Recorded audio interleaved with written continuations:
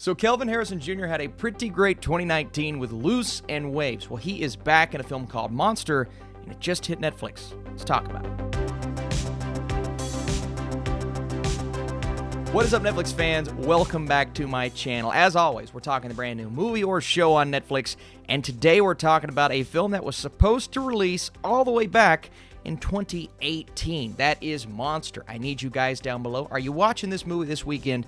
Let's dive into it. So a smart, likable 17-year-old film student from Harlem sees the world turned upside down when he's charged with a murder. We follow his dramatic journey through a complex legal battle starring Kelvin Harrison Jr. and directed by Anthony Manler. And this cast, I don't even know if they knew what they had back when this first released at a film festival in 2018.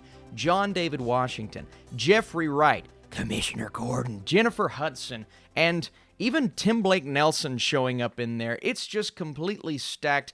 But the real focus here is Kelvin Harrison Jr., who plays the character of Steve. And Steve is kind of swept into this crazy situation where he's arrested for something that we're trying to figure out if he was not involved with. And we're seeing this film kind of play out through his perspective, but his perspective is a bit different than what we're used to because he is a filmmaker. He approaches everything just a bit differently, and he's kind of playing this entire thing out in his head as something that he is writing, a journey that he is on, he being the main character. And that is, in my opinion, at least a fresh approach on something, a story that, we have seen different takes of, but it all comes down to whether or not you're on board with Kelvin Harrison Jr.'s character of Steve, and if you're going to get past kind of the familiarity of a story like this, because again, it does all come down to the execution. Can they bring us and deliver something that feels at least a bit fresh? And I'm not even talking at the time when this movie was supposed to come out. I'm talking in 2021 now.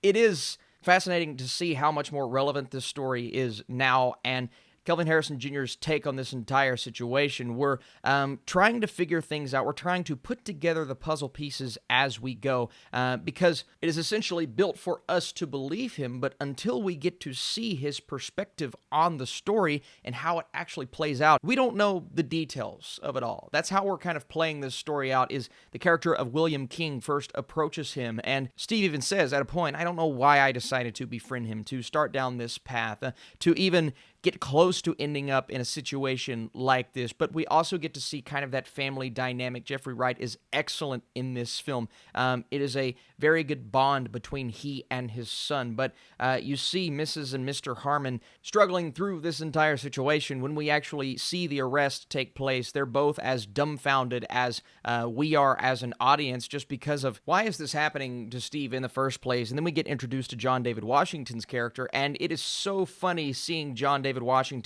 prior to him really taking off in Hollywood. A semi-minor role in this film, but this man has done so much since filming this movie. It's also a very artistic-looking film. It has this aesthetic to it that may not work for everyone. It just feels different. It isn't too complicated to follow, and when it comes to the editing, it's not extremely choppy.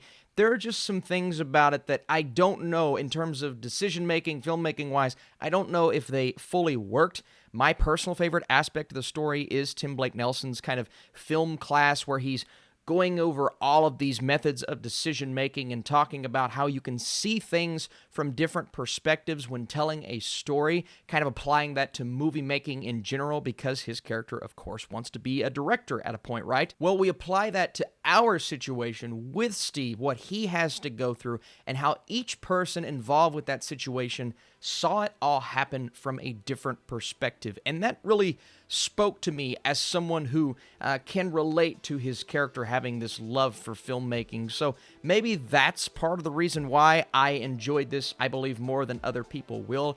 I just feel like a lot of people are going to watch this and say, yeah, we've seen it before. And you're right. We have seen it before. And I have to knock the movie for that. But when you look at the execution here, I don't know. It just spoke to me.